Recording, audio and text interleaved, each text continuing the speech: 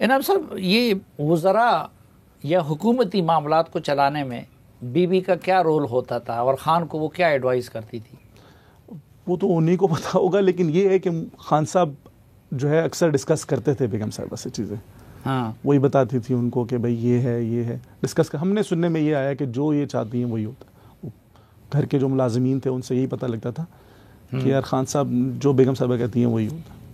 अच्छा। स्पेशली मैं फिर आपको कह रहा हूँ कि पंजाब के मामले में तो इस चीज़ को मैं ख़ुद भी कह सकता हूँ कि काफ़ी हद तक ये पंजाब में जो उन्होंने, अब बुज़दार साहब ने बड़ी तारीख़ी बेवफाई भी कर ली।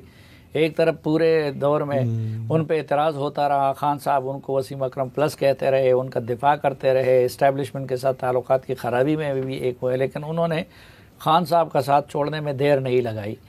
तो उस्मान बुज़दार को ये हर किसी को पता है कि वो बुशरा बीबी की वजह से मुकर्रर हुए थे। तो बुशरा बीबी ने उस्मान बुज़दार को क्यों चीफ मिनिस्टर बनाया? क्योंकि उनको पता था कि ये मेरे हाथ के नीचे रहेगा। मतलब उसका बनना ऐसे है जैसे हम सब कुछ में रहा। मेरे ख्याल से ख़ान साहब को और उनको शायद थोड़ा सा ये भी था कि जब KPK में परवेज़ खटक साहब बने CM, तो कुछ ऐसे फैसले थे जो परवेज़ खटक साहब आपको पता है अपने थ्रू करते थे, जिनकी वजह से आप ये कह लें कि हमारा बड़ा ग्राफ भी बड़ा PTI का ना KPK में। तो शायद उनको ये डर था कि कहीं यहाँ पे मैं किसी और को ऐसे स्ट्रॉन्ग आदमी के लाऊं जिसमें बड़े स्ट्रॉन्ग नाम थे। मतलब मुझसे अक्सर ख़ान साहब उनके बारे में पूछ भी लेते थे कि यार इस बंदे का क्या बना, इस बंदे का क्या बना, वो जीता है हारा है। तो मैं बता देता, फिर उनकी तस्वीर भी मांगते थे मुझसे कि यार इसकी तस्वीर भी भेजो। मैं उनकी तस्वीर भी भेज देता था। वैसे कितने दर्जन तस्वीरें आपके ज़रिए बीबी को के पास गई होंगी? काफ़ी है जी, गिनने से आपको जी बिल्कुल। जब ये स्पेशली जब इलेक्शन हो रहे थे ना, हर तकर्री करते वक्त उससे पहले तस्वीर जरूर मंगवाया जाता, टिकट्स का था। और जो बड़े होते थे ना, जो तकर्री होती थी बड़ी वजारतें देना, हाँ, उसमें सरकारी होता, अगर उसमें वो नहीं है, उनको नहीं समझ आ रही, तो फिर वो मुझे मैसेज कर देते कि इस बंदे की तस्वीर मुझे भेज दीजिए। अच्छा जी। तो बुज़दार साहब की हैंडलिंग वो खुद करती थी फिर, या कि फराह गोगी और उनके जरिए किया? खुद भी करती थी, क्योंकि खुद भी एक्सचेंज से कॉल मिलवाती थी, और फराह के थ्रू भी करती थी। ये जो मोहम्मद बिन सलमान की मशहूरी ज़माना घड़ी है और जो बाकी तहाइफ है, इसकी क्या हकीकत है? इसका तो खैर मुझे भी आइडिया नहीं है, लेकिन हुआ ये था कि मुझे बेगम साहिबा ने कोई 30 मिलियन के करीब पैसे दिए कैश। 30 मिलियन जी, मैंने कैश मतलब 3 करोड़ रुपए कैश। अच्छा, कैश दिया कि ये आप ले जाके खान साहब के अकाउंट में, क्योंकि खान साहब के अकाउंट में कितने पैसे होते हैं क्या वो मुझे सारा पता होता था। हाँ, ये आप जाके उनके अकाउंट में जमा करवाते। खान साहब के अकाउंट को भी आप देखते थे? जी बिल्कुल, मैं देखता था। अच्छा। हाँ, तो उन्होंने मैंने पूछा कि जी आजकल तो खान साहब ने इतनी सख्ती बनाई हुई है, वो तो 1 रुपया 10 जमा कराओ तो पूछते हैं कि भाई कहाँ से आया है, क्या है।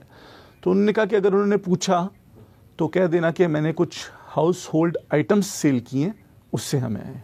हाँ, मैंने कहा ठीक है। मैंने जाके जी जमा करवा दिए। बाद में मुझे पता लगा कि वो जो पैसे उनके 150 और जो घड़ी बिकी है वो सेम है। अच्छा, 150 उनके एक है, 150 उनके एक है, घड़ी के बिकने का और आपके पैसे जमा कराने का।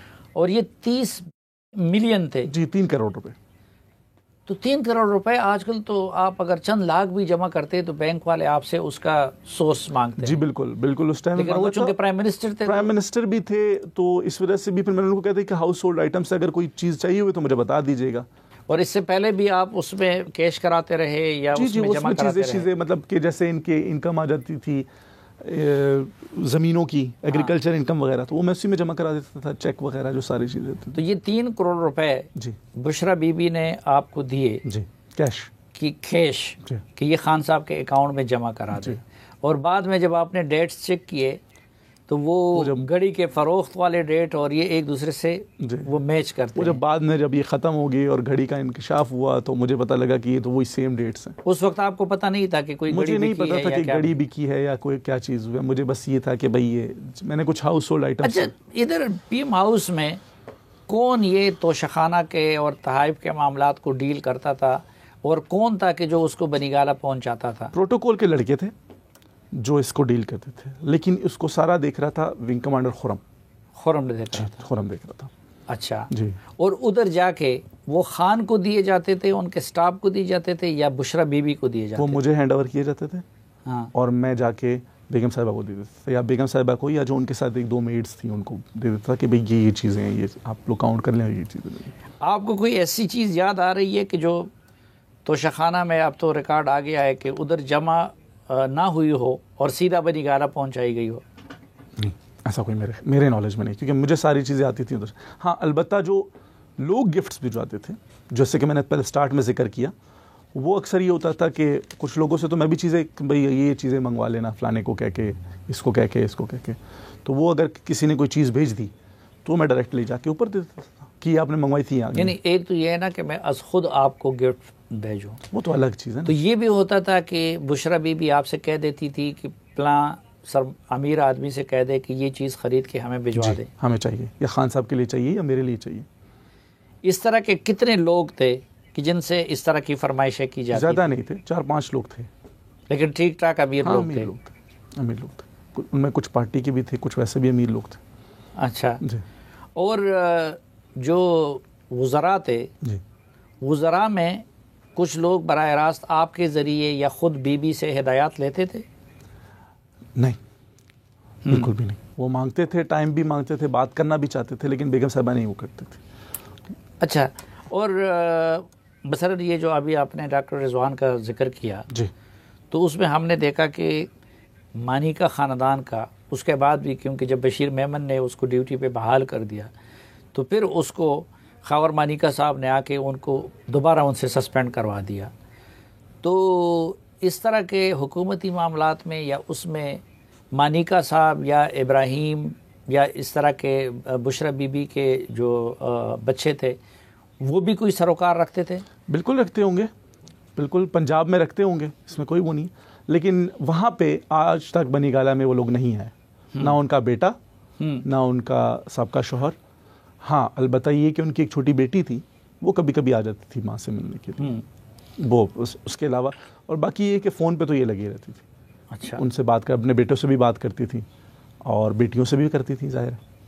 ख़ुद बुशरा बीबी का भी कोई पीर है या किसी के हाथ पे बैत कर चुकी वो है? ये उसको बड़ा मानती हैं, जो लाहौर वाले नहीं, उसकी जो दादा दरबार है मेरे ख्याल से, जहाँ पे खान साहब ने नहीं, जो अपने उनके हैं इलाके के, अपने इलाके के जो हैं, जहाँ पे खान साहब ने भी वो बोसा दिया था, लोग समझ पाक पतन वाले, अच्छा। उनको मानती हैं। उसके अलावा तो कोई सच वो नहीं है। अच्छा जी, जिंदा लोगों में या जिंदा पीरों में कोई नहीं ऐसा उनका कोई भी नहीं। और उस तरह के लोगों का, यदि तसव्वुफ से मुतालिक लोगों का राब्ता होता था बीबी के साथ?